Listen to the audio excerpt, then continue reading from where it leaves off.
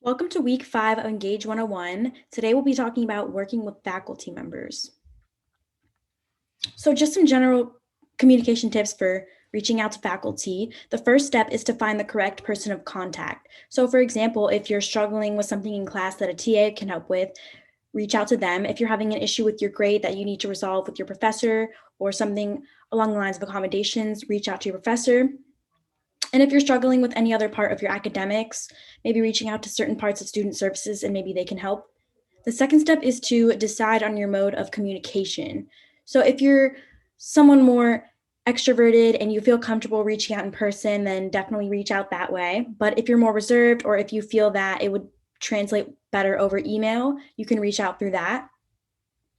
And the third step is to review what you plan to say. Make sure what you're requesting is reasonable and it's respectful. The fourth step is to utilize office hours if applicable. So if your professor offers office hours, definitely use that as an opportunity to communicate with them. And the fifth is ask a peer. So if you missed something in class or if the professor didn't give you the clarification that you need, definitely reach out to individuals in your class.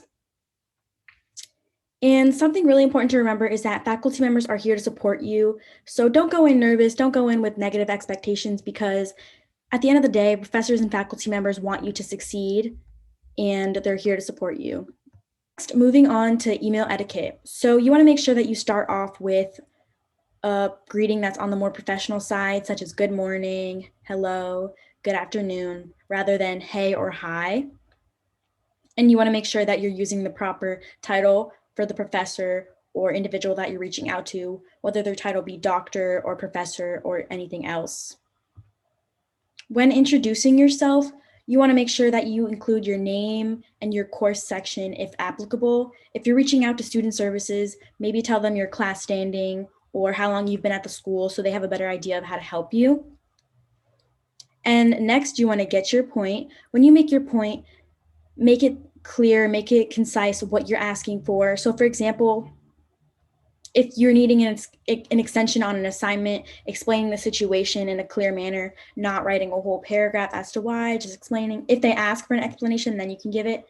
And if you're trying to reach out to set up an appointment, just saying, hello, hi, I'm this from this course section and I'm trying to set up an appointment. And next, with an ending, you also want to keep it professional as with the greeting. So you can use thank you, or you can use best or warm regards, anything along those lines. Now I'm going to give an example on what not to do. So as we see here, we're already starting off with the subject is hi, which is a little unprofessional. For the subject line, you can use, office appointment request or kind of what you're intending on asking about. And then we have here, hey, Mr. Professor's name. If you're reaching out to a professor, it's more professional to use professor this or doctor this or whatever their title is. And with the subject material, you don't want to state, I need a good grade, can I come by? You want to just be more, I would like to work on this and I would like to work on this with you, kind of something more professional, just so they see that you're not just trying to get a good grade, like you're interested in doing the work to get the good grade. We'll be analyzing this email that you can use as an example when you send an email out to your professor or any other faculty member. So what this person did well is in the subject line already, they put questions about the exam and they also included their course section, which will give the professor a better idea of already the professor will know why the student is reaching out. They started off respectfully, Dr. Smith, using the correct title as we talked about.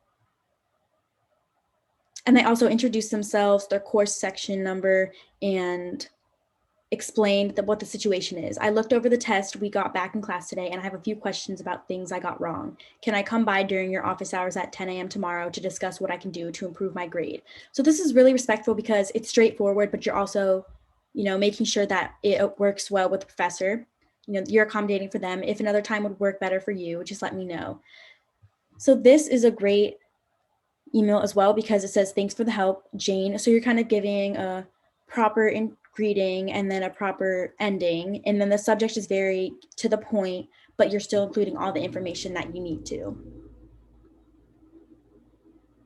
To kind of end us off, we have some guiding questions when dealing with faculty members. So these are things that you can ask yourself when you're planning to reach out.